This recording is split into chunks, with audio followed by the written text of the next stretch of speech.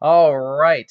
Hello, world. My name is Don, and you are watching Showcase for the week ending Sunday, February 25th, 2022. Stop the pressure. This is our Sunday show, and once again, that means weird headlines and your live chat comments. With me tonight, once again, is my very good friend and colleague, Mr. AJ. How are we Hey doing tonight? guys, doing pretty good. Awesome, awesome. So, yeah, for those just joining us right now, AJ is a new addition to the show. This is his second show with us, basically. He already participated with a Call of Duty Modern Warfare 2 stream that we did to kick off this weekend on Friday night. I guess it looks like you managed to take a break from taking out some noobs and whatnot, basically, to be able to. Wow, that was the most dad joke kind of thing. Not even a joke. It was the most dad sounding way to phrase that. Anyway, to set the time aside to be able to participate in this. So thanks for joining us. What is that? Oh, you have your. Oh my goodness! Nice. You got. You got prepared. Oh yeah, you're gonna have to be Awesome. able to read the lines. There you go. Facts. Facts. Okay, control. We can kill the music now. uh, thank you. Okay, now let's go ahead and get rolling into our weird news headlines. But first, don't forget to hit that like button and subscription bell. And as always, if you're with us live here on YouTube, Twitch, Twitter, or Facebook, drop us a line in the live chat, and we just might read it off on the air. So let's go ahead and get rolling with our first order of business. There we go. All right, now we're cooking. So, first topic of the week comes to us from yankodesign.com. This is something. 43-inch screen laptop. Wait, Portability. Proving bigger is not always better is the collective headline. This was first published on the 25th, it looks like. While most of us purchase a laptop for its portability, on the other end of the spectrum, efforts are being made to create a computing machine that is a behemoth just for the sake of creating such a gadget, or you can say, going by the notion, bigger is better. We saw a humongous 17.3-inch display laptop by Lenovo at the Consumer Electronics Show 2023 with an eye-popping 2110 ultra-wide aspect ratio. Good grief. Even Razer created an 18-inch screen laptop recently. Let's just hold off right there. AJ, what's your first reaction to this? uh, I mean that laptop looks absolutely ridiculous. I mean, it's basically like if I took the TV from my mantle and put it in my lap. That looks like it hurts too. Honestly, yeah. I mean, if I didn't know that this wasn't Disney doing the most ingenious and creative promotion for Ant-Man 3 ever, because this looks like some PIM particles were like behind the, brought to you by PIM Technologies. That's what this looks like to me, basically. Oh You know, yeah, just offhand. Good grief. Look at this thing. my God. That's crazy. I mean, it looks like it can run Elden Ring, it looks like, I guess, judging by the screen. I think that's Elden Ring that's showing on there. Uh, Let's see. 43-inch display, which should put even your desktop setup to shame. YouTube creators Evan and Caitlin bloated up the perception of the visual world we're accustomed to. Let's see. This laptop is by no means portable and nowhere near lightweight, weighing 100 pounds. Jeez. Wow. Holy crap. Well, AJ, do you think this is something that you would ever use, or anybody you know might see themselves using, or I guess pranking Uh, somebody with like replacing their computer? see now that would be hilarious. But I mean, 100-pound laptop on my desk, it would either break it in half or I don't know what. And I mean, is there like a giant mouse that goes with it? I mean, okay, I'm gonna be honest. That's going to be the next build. Next build. Oh yeah. it, it looks like a nice. I mean, it looks like it could stream some good Netflix or watch some good YouTube videos. But when it comes to doing your homework, I'm pretty sure that's not going to be helpful. Yeah, probably not unless you have like a lot of like vision issues or something. You would need that big of a screen, and the magnifier app on Windows isn't enough. But anyway, okay, so noted. We'll I guess file that under odd, but all right, not Yeah. quite weird. We're just sort of warming up. It's only the first 5 minutes. We got plenty more topics to go. Let's see. Next topic comes to us from Electrek. Weird Alibaba. Okay. Oh, this is from Alibaba, I guess. Must be a subsidiary or like where they're outsourcing the topic from, I guess maybe. This one-person electric helicopter is terrifyingly awesome. Okay, so now we're going from technology that's usually small being made really big to now we have technology that's usually really big being made really, really small. Again, PIM particles, it looks like. Oh yeah.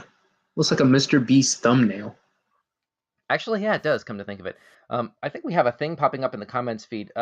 Let's see. Control. Can we go ahead and Can we keep an eye on that and try to pull in the? Okay, thank you.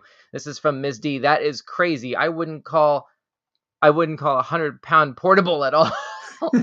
Yeah, that's again definite facts there. Running away, but yeah. So let's see. Back to this thing. It's not a helicopter. It's a multi-rotor, a quadcopter, perhaps a drone.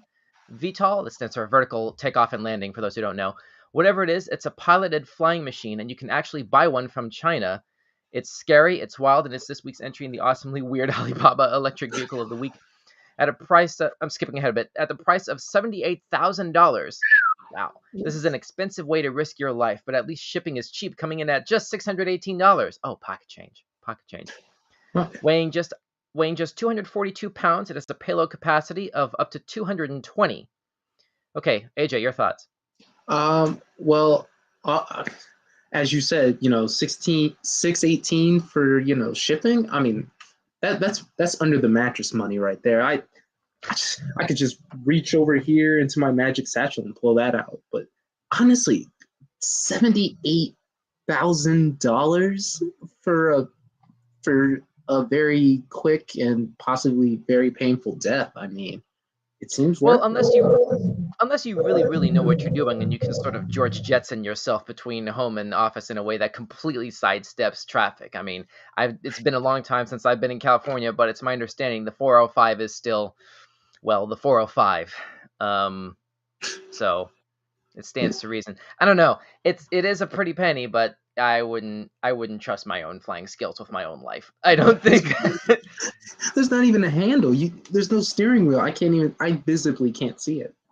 Exactly. It's 2023. Shouldn't there be a button on here to make this thing fold up into a briefcase or something? I mean, Hanna-Barbera lied to us. Jeez, what is this? I don't know. Anyway, let's move on. Next topic comes to us from MSN. This is under the category of Science Alert. This weird-looking fungus could be a biodegradable alternative to plastic. Okay, I guess we're filing this under educational, I suppose. The Tinder fungus. Tinder fungus? Okay, I guess we're going to swipe on that. Has some surprising properties scientists have discovered. Properties that could enable it to provide a natural biodegradable alternative to certain plastics and other materials in the future.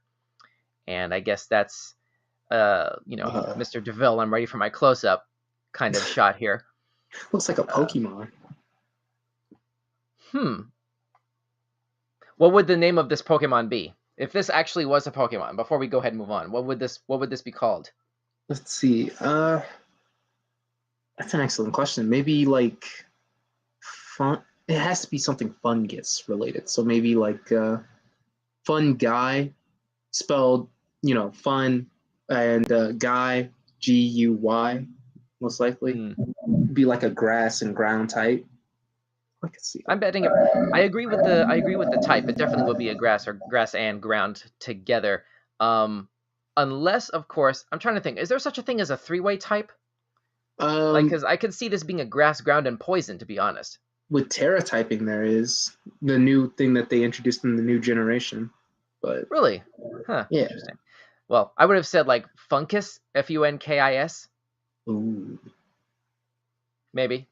Because those are the kinds of like little weird sort of like barely phonetically sound name puns that we've seen a lot from Pokemon. But anyway, as its name suggests, the wood-eating fungus has historically been used to catch a spark for fire, so it has also been incorporated into clothing and used for medicine.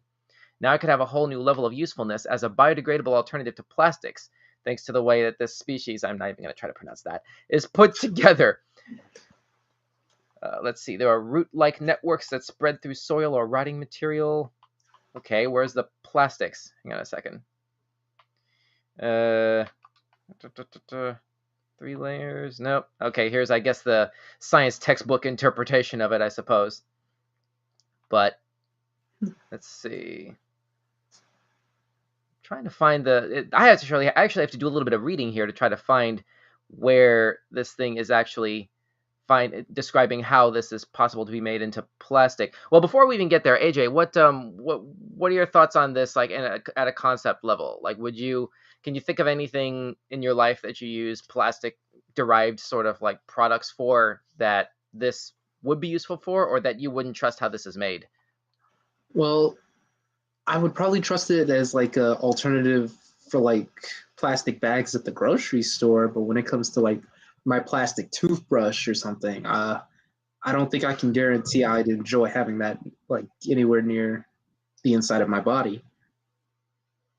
But I can definitely agree with that. There's like a certain point where, especially in this technology's infancy, let's see. So, all right. Well, I guess I'll just go ahead and read off this for the purposes of the audio podcast version of this. What is found to be extraordinary is that with minimal changes in their cell morphology and extracellular polymeric composition, they formulate diverse materials. With, oh my goodness, this is this is complicated science science terminology. It's hard to read. Let's see, but distinct performances that surpass most natural and human-made materials that are usually confronted by property trade-offs. Okay, so it looks like they're basically saying the way that this is able to be manufactured based on the biological and cellular properties of this fungus. Usually the manufacturing process of plastic, the normal way, has a lot of unfortunate sort of side waste materials and stuff like that, it's not really quite as ideally makeable, basically, and those issues, it seems, are to a certain extent reduced, if not negated, by going this route. It almost reminds me of the idea of using hemp as a substitute for paper. Oh, that's right. They have been thinking about doing that. Yeah. So I'm really intrigued by that. But that being said, yeah, I'm with you, AJ. I'm not putting a fungus derived toothbrush in my mouth. Oh yeah. I don't. This may be a Tinder mushroom, but I'm gonna go ahead and swipe left on that idea, and we'll go ahead and move on from there. So once again, we're doing weird news headlines live right here on Weekend Showcase. Thanks so much for watching and for smashing that like button and notification bell. Let's move on to more subject material right now. This comes to us from the Associated Press. New York City thieves stealing Apple headphones off of victims' heads. Good grief. Okay, at least 21 people in New York City have had their fancy Apple headphones stolen right off their heads by a roving team of moped-riding bandits. The theft started on January 28 and have typically involved 4 people on 2 mopeds riding up to victims from behind, snatching their Apple AirPods Max headphones, and then speeding off. Those noise-canceling devices currently retail for $549 a piece. Skipping ahead a bit, 5 headphones were stolen on February 8, 8 were taken on February 18. The thieves remain at large, and no arrests have been made. Okay, AJ, your first thoughts. I mean, you got to think, who is the mastermind behind this idea? I mean, it's like, I bet you that they have a leader named Johnny Bad Appleseed. I mean, this right here is just, it's amazing. I mean, if a guy steals my Apple headphones off my head, I mean, I'm hunting him down, you know. I'm going to the shelter, getting some hunting dogs or something, making sure I band all my friends together. We become like a literal city watch looking out for these guys. Okay, so you're gonna bring together your elite crew to like pull off a job or something, right? Oh yeah. Like tracking them down or something. I don't know. I was trying to pitch a movie in my head right then, but then I just realized the more that I thought about it just now, the more that I realized the more fascinating movie would probably be from the perpetrator's perspective than from the vigilante's perspective. Yeah. Probably. I mean, they just sort of ran the pitch actually right in the story. Actually, it's 4 people on 2 mopeds riding up to people from behind, snatching headphones off of their heads. I mean, what kind of story would have to happen to like make? Go ahead. I was just gonna say, like, what's their end goal? I mean, stealing Probably it, yes. eBay. Are they reselling it or building something? Yeah, I don't know. Probably eBay. And then the story's going into some more descriptions about the AirPods at a product level, which we don't need to do. Everybody knows what these headphones are. But yeah, this is crazy. No arrests have been made, it said, and the thieves remain at large. Okay, so I guess if you're in the New York area, I guess make sure that you've got those. You got something like, you know, a little bit less valuable on your head if you're like using headphones in the subway or something like that, or, you know, out waiting for the bus. I don't know, whatever, walking along. I don't know. Probably not in the subway. Probably not going to have a lot of people getting their headphones snatched off by people riding mopeds while they're inside the subway. I'm not sure that's going to be That's true. necessarily happening there. Anyway, let's move on. Let's move on. All right, next item is also from the Associated Press. Pay per chew. I see what you did there. More restaurants trying subscription programs. This is fascinating to me. This is good. Consumers are willing to pay monthly subscription fees for streaming services, pet food, and even toilet paper. And now some restaurants are betting they'll do the same for their favorite meals. I'm going to time out right there. How big is your house? That, like, under what circumstances do you need to hit up Amazon for the subscribe and save option on toilet paper? That's actually a really good question. I didn't even know that kind of thing existed. Oh yeah. There's probably Walmart Plus might have a thing or two about that sort of thing as well, where you order a specific product, usually in sort of bulk size, and then you sort of place an order for it with your credit card on file or whatever, and like periodically at preset periods of time, it automatically hits your card again for that same purchase at certain increments. Like after 3 months, after 6 months, or whatever, basically you hit the card again automatically for however much it costs to order however many that you need at that given point in time. So I guess if you're doing a lot of like I guess if you work in hospitality or maybe the food service industry or I don't know, pet care or something like that, where you run through a lot of product, a lot of disposable product on a consistent basis, I can see that being useful. But on an individual level, good grief. I don't know. Toilet paper? Large chains like Panera and PF no judgment though. Large chains like Panera and PF Chang's, as well as neighborhood hangouts, are increasingly experimenting with a subscription model as a way to ensure steady revenue and customer visits.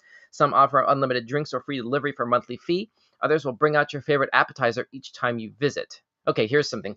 The average American juggled 6.7 subscriptions in 2022, up from 4.2 in 2019, according to Rocket Money, which is a personal finance app. Okay. And it's talking about the Gravitas Supper Club, which apparently it costs $130 a month. Jeez. I like food, but not that much. A 3-course takeout meal for 2 is what that does. So for $130 a month. Okay, that makes a little more sense. I mean, presuming that it delivers, more than once a week. Like, wait a minute, $130 for 2 people to eat, like that costs way less to just go out to the actual restaurant, Yeah. Presuming someone doesn't order the lobster, right? Or caviar. I don't know. Caviar, yeah. Oh God, don't get me started with that. Anyway, all right. So, are there any restaurants like mom and pop level? We're gonna try not to say anything about like chain stores and stuff like that. But have you been to any like sort of small scale restaurants that you think you would do a subscription service for? Let's see. That's actually a really good question. Most of the places I go are like chains, although I would make a subscription to this place near my campus called Teriyaki Madness. It's not necessarily a chain, but they do have a few restaurants, only one here in Virginia. And it's, I would subscribe heavily for that. Nice. Cool. Well, I guess, what was the name? Teriyaki Madness, you said? Yeah. Well, I guess if you guys are watching, I guess you all should probably get on the subscription model. You clearly have at least one customer willing to fork down the money.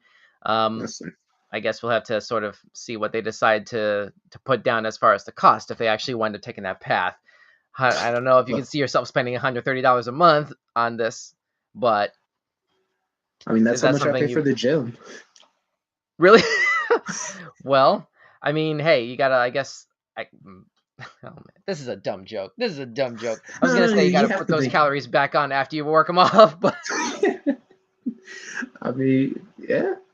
Never mind. Let's forget that. We'll swipe left on that and the Tinder mushrooms from earlier. Okay, let's move on. Next item on the docket. This is from Associated Press via Wavy 10, which is our NBC affiliate here in Virginia. Police say crypto mining operation found in school crawl space. Wow. Okay. Let's see. A former employee of a Massachusetts town is facing charges of allegedly setting up a secret cryptocurrency mining operation in a remote crawl space at a school, police said. Nadim Nahas, 39, was scheduled to be arraigned Thursday on charges of fraudulent use of electricity and vandalizing a school, but he did not show up, and a judge issued a default warrant after rejecting a defense motion to reschedule, a spokesperson for the Norfolk District Attorney's Office said. Okay, so AJ, you into crypto at all? Not really. I mean, I hear a lot about it from like various YouTubers, and even some of my customers at GNC have spoken about crypto from time to time. But me personally, I've got no Oh, interest in that's it. your day job? Yeah. I guess is that I guess the gym you work out is sort of like near there probably then. Yep. And my Nice. school and my house. Nice, So it's nice, all nice. convenient. Nice, cool. But so all right, based on what you've heard about crypto though, I mean, this just strikes me as just a move out of pure raw crazy desperation, basically, to sort of get rich quick. It's so weird how, like, when this technology first came out, the implication was that this was a new form of get rich quick sort of thing, basically. If you're an early adopter who understands the technology and has the capability to be able to do this consistently, you can come away with a lot. But it's like, I don't know. I feel like this isn't even sort of worth diving into too much, because I don't want anything that's said in the course of discussing this topic to be construed as fake news or anything like Yeah. that. But it's like, I'm just floored by this particular headline. That's like, how can someone like think it's a good idea to do this? I don't know. This I mean, strikes me as more bizarre and unnecessary than weird. Go ahead, AJ. I mean, I was gonna say that. I mean, schools have had some weird clubs in the past, but I mean, this one kind of takes the cake. Now, that's actually, yeah, that's another thing. Like, what if could there be a crypto club at this school, and like, and whoever did this person just like stole a bunch of equipment basically, and then sort of piggybacked on top of like, knowing full well that the data, what is it? What am I trying to describe? I'm sorry. Server? Not the server, excuse me. The data usage of the school is Uh, already expected to be really high anyway. So it's like, yeah. maybe that's why they did this. I don't know, but anyway, if y'all are curious about this or any of the other topics that we're discussing tonight, feel free to check the description at the bottom of this video here on YouTube or on our Facebook version. We also have all the topics that we're covering listed there as well. Once again, you're watching Weird News right here on Weekend Showcase, streaming live on YouTube, Facebook, Twitch, and Twitter. Thanks so much for watching and smashing that like button and notification bell. We have 4 topics left to go. Let's go ahead and roll right into whoa. Okay, this is a video here. Crocodile jumps high in the air to catch a drone. Wow! I guess this is some, I don't know. Are we filming another Lake Placid? I don't know what else to make of this. Let's see. Drones are we know what drones are. The video shows a drone hovering over a water body as the curious crocodile can be seen following it. As the drone came close to the water body, the croc suddenly jumped in the air and tries to get hold of it in its mouth. However, the drone escapes from the attack. This video was shared on Twitter. Let's see here. Do we have a link here? Yes, we do. Ooh, this I have to see. Here we go. I'm just going to go ahead and pull up this tweet right now. Croc's gone crazy. This is amazing. Okay, this was posted by @reach_Anupam. Anupam? I'm not sure how to pronounce that. I apologize. But here's the video. Whoa! Ooh. One more time. Ah, man. Come on. Now I don't want notifications on this. All right. Hang on. Here we go.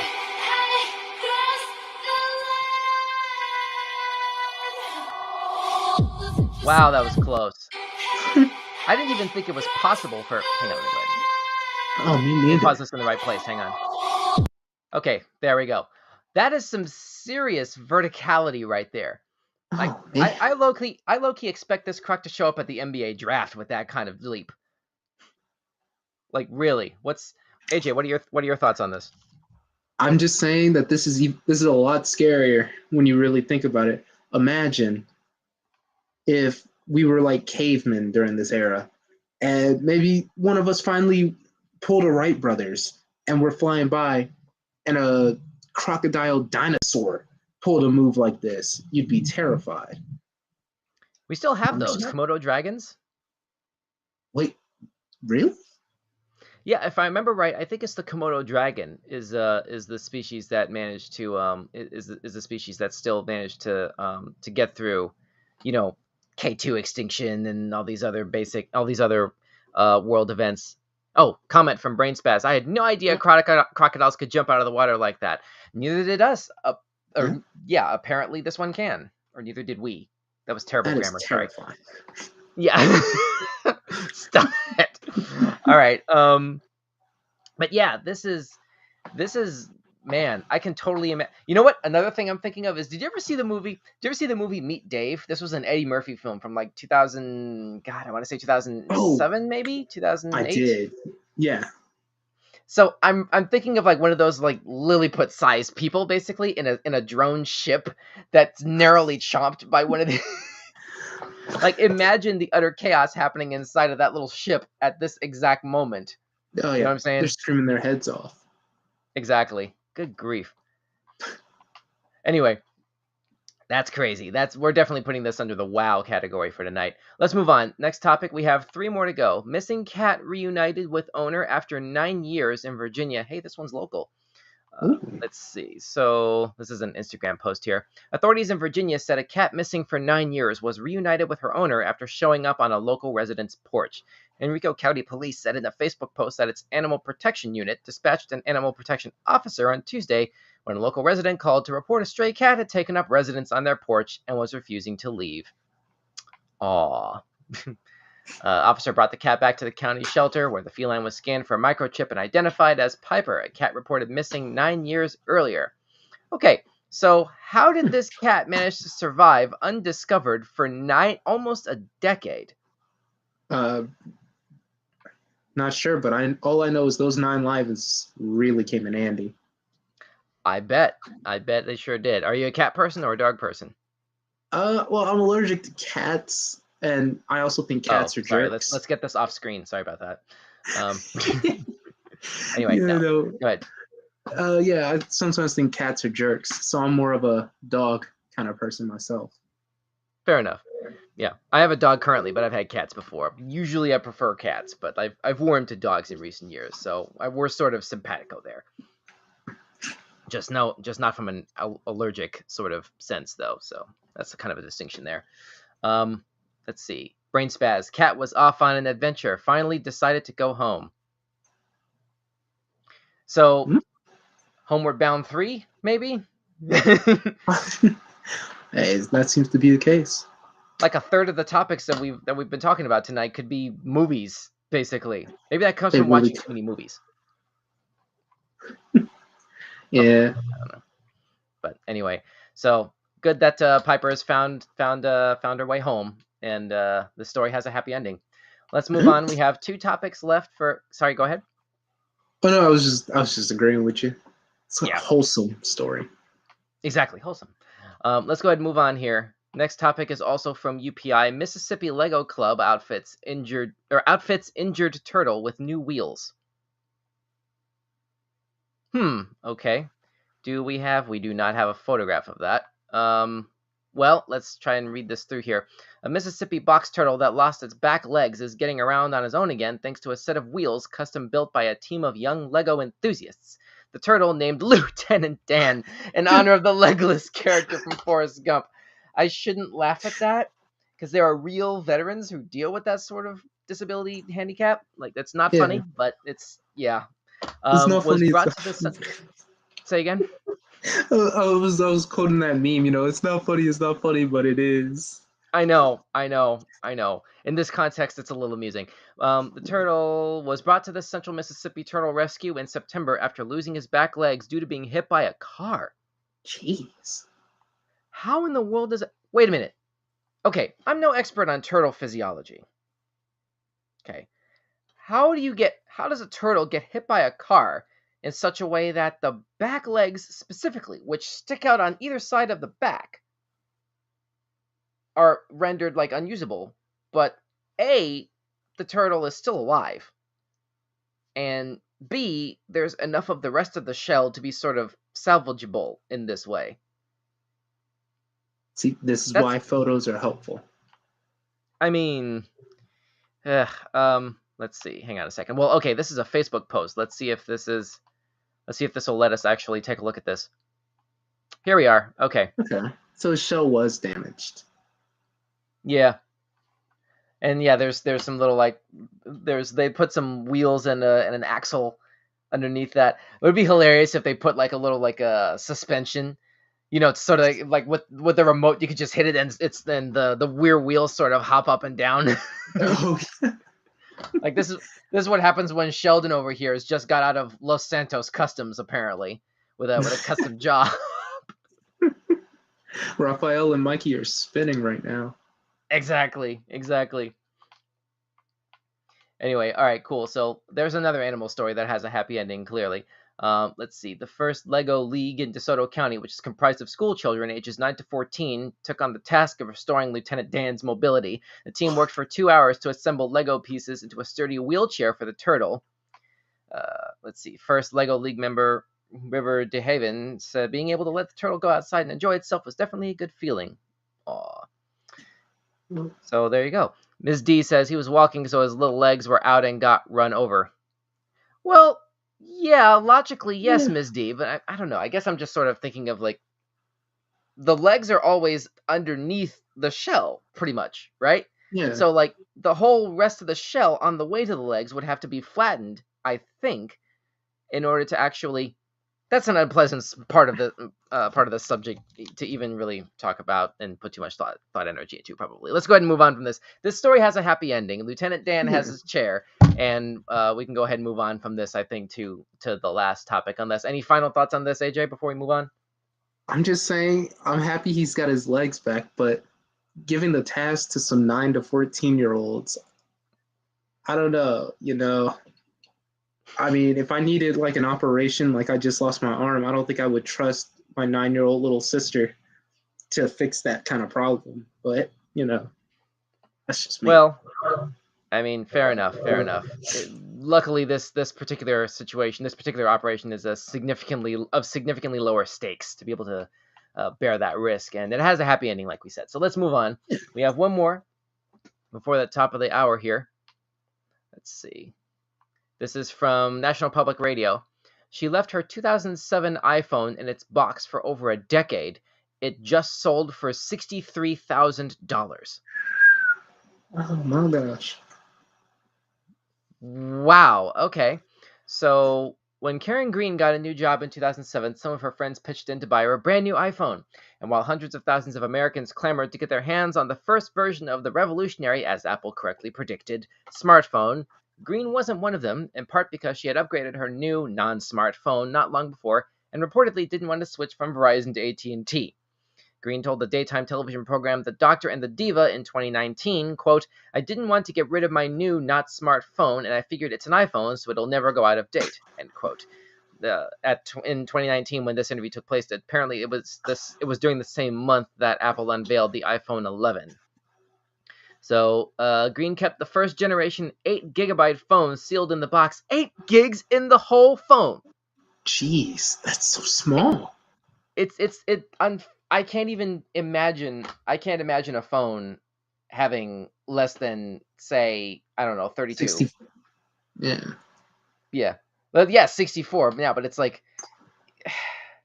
man, it's hard to picture that at this point. I don't know. Maybe just we're in 2023 and we're all kind of spoiled at this point. But anyway, Let's see. The results of an online. Oh wait, sorry. Green kept the first generation phone sealed in the box, realizing as the years went on that a collector might come to find it valuable. Her hunch was confirmed when appraisers on the show, Doctor and the Diva, estimated it at $5,000. But the results of an online auction shattered all expectations this weekend when Green's iPhone sold for $63,356.40, over 100 times more than its original cost and more than any vintage iPhone before it. Wow. So if you had that kind of money, would you, AJ, where are you? iPhone or Android? Well, currently I have an Android, but I'm trying to upgrade to an iPhone. Mostly because, yeah.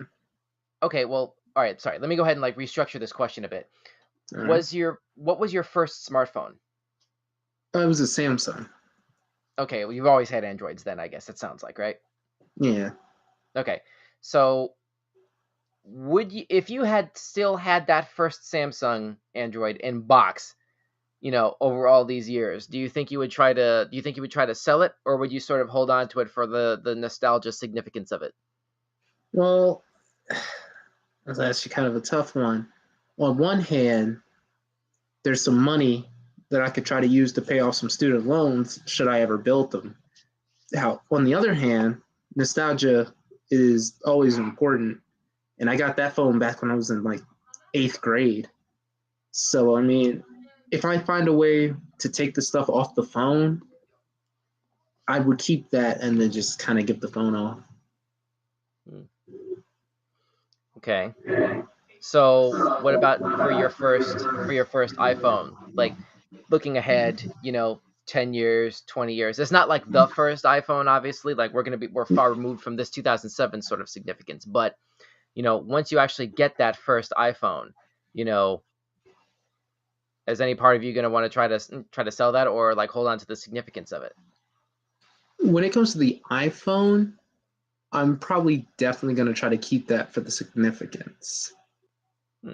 Because I've been saying for years to my friends, like, guys, I'm so going to upgrade to an iPhone.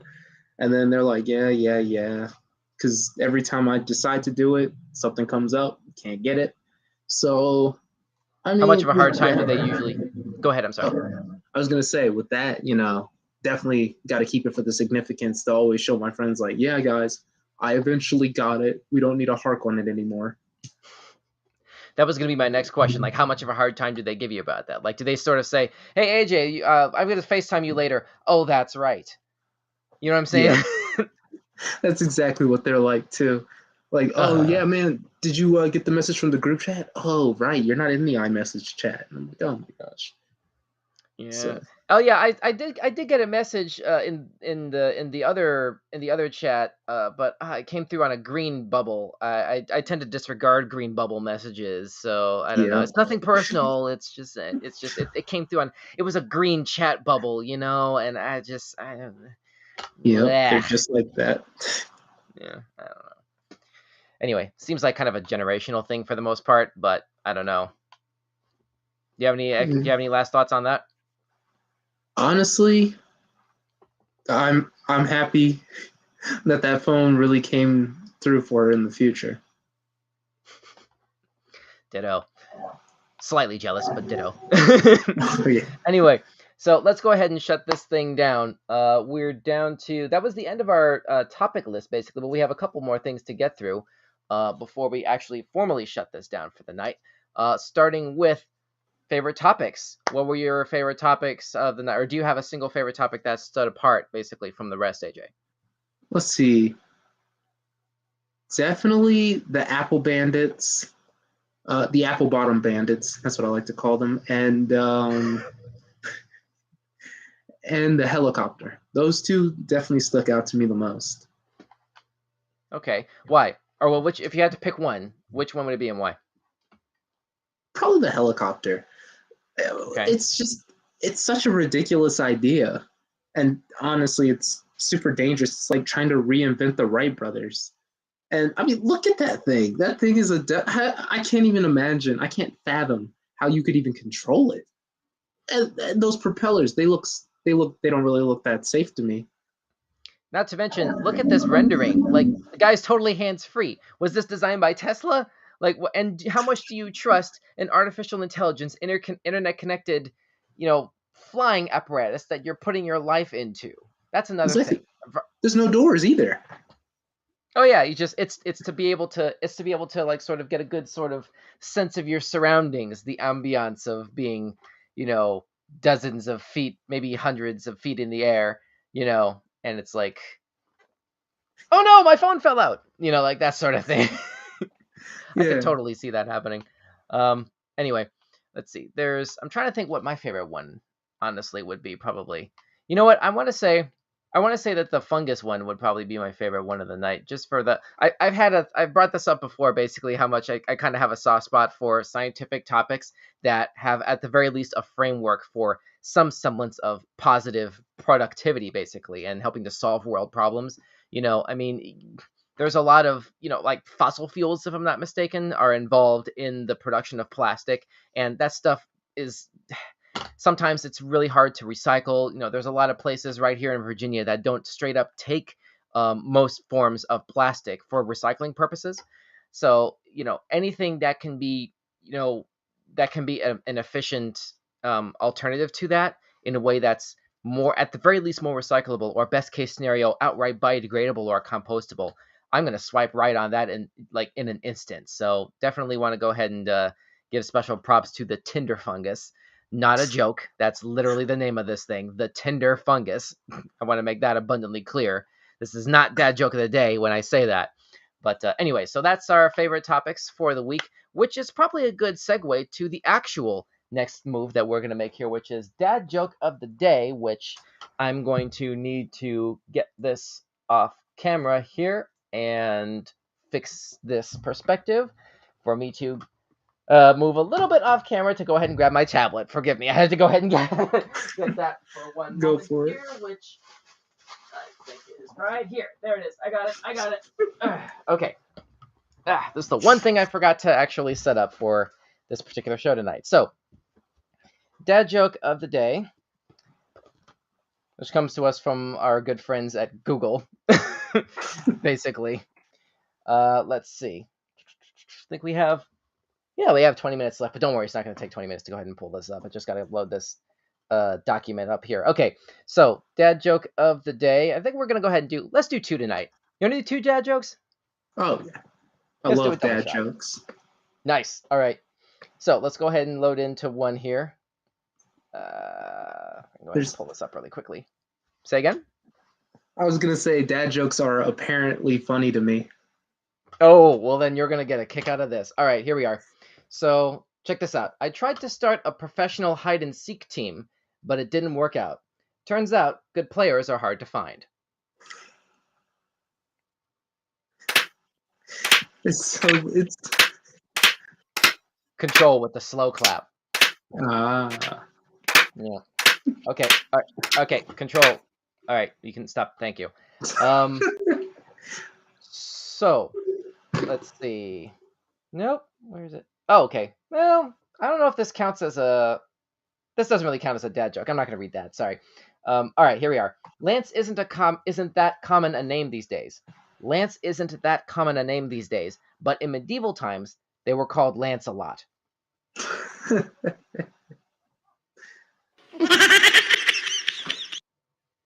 Yeah, that one was a little cringe, but it's a chuckle. No, it was a good one. It's a chuckle. It's passable. It's passable. You know what? We have plenty of time. I'm just gonna do one more. Hang on a second. Right. Oh, here's a good one. Here's a good pun. All right. Go for it. A cop started crying while he was writing me a ticket. A cop started crying while he was writing me a ticket. I asked him why, and he said, "It's a moving violation."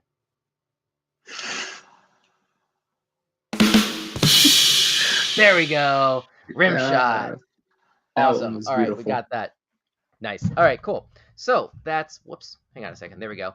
So that's basically going to wrap it up for this particular episode of Showcase for the week ending Sunday, February 26, 2023. Thanks so much for watching and for smashing that like button and notification bell. My name's Don. With me tonight was AJ. Nice to meet you all. Awesome. Thanks once again for joining me tonight. And be sure to tune in this time. Well, not at this time, actually. But this time next week will be the same time anyway for Weird News. And we'll be back this coming Friday at 8:30 p.m. Eastern, 5:30 Pacific for another brand new episode of Weekend Showcase. Maybe we'll have a game stream. Maybe we'll be reacting to some trailers. Maybe an interview. Maybe something else entirely. Who knows? Just make sure that you're following us on all our socials at Weekend Showcase. And we'll be posting some notifications and alerts about that in the very near term. And until then, enjoy the rest of your weekend and have a safe and productive week. There you go. Closing theme. All right. Good night. Thanks for watching.